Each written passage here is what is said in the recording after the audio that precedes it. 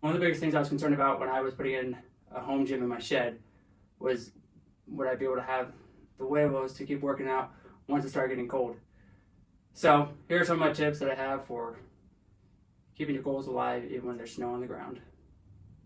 The first thing that comes to mind is just wearing lots of clothes when you go out there. So I throw on a beanie, I put on these gloves, some people use mittens, and then I use a jacket over a hoodie. Sometimes I got a long sleeve under, and then I wear sweats. Sometimes I wear jeans if I'm not doing leg day, and just throw some thermals underneath.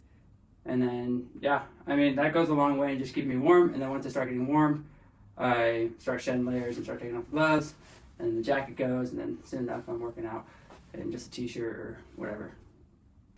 The next thing I started doing was going out and taking a run right before I would go into the gym. So what I'd do is I'd run around a block once or twice.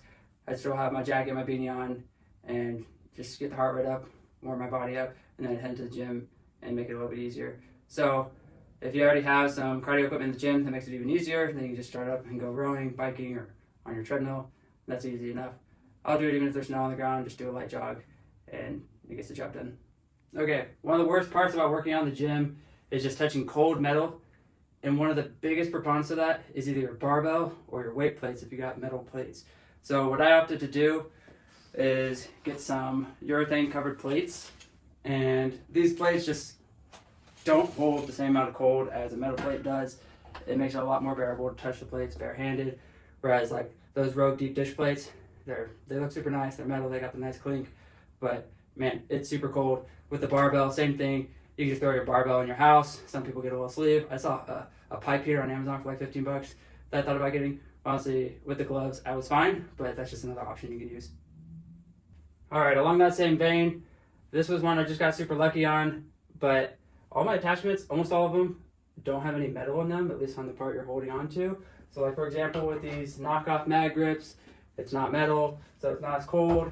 And then same thing with the Track Handle Sports. These are rubber grips. These two, this is like the dually cones, and I don't know what the name of the material is, but it's not metal, at least when you're grabbing it. And then you got some material here. And then on top of that, I got even some of these cheap bells of steel. This part's metal, but the actual grip part where you're gonna hold on to it is rubber. So that's all made it a lot more bearable to touch my attachments. The only one that is metal is my Rogue curl bar that I just got, but that thing's nice enough that it's worth the burn. The next thing to make your home gym a little bit more bearable is just providing some kind of heat. I decided to go for the space heater. That one's from Costco. I got used off Facebook Market.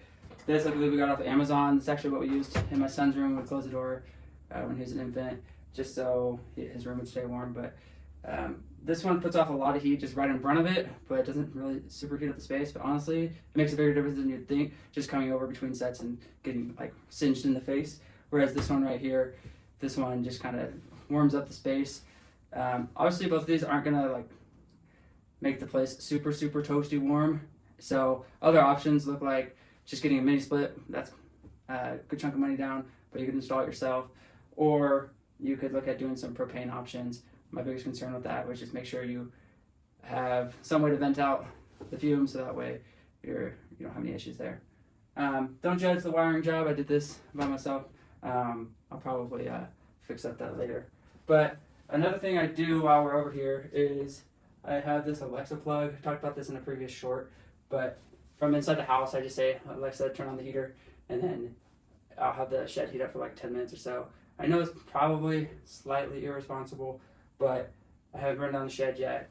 I have a really stable surface here, and when they fall over, they turn off, so I feel pretty comfortable nothing's going to happen. Again, I don't leave them running for that long, just long enough to maybe get warm before I come out here. Last few miscellaneous things could look like just having a hot breakfast, waiting for you inside, hot dinner, whatever time of day you're working out. Sometimes just grabbing some hot tea, or you can even take it out you to the gym. That just helps start the day off a little bit warmer.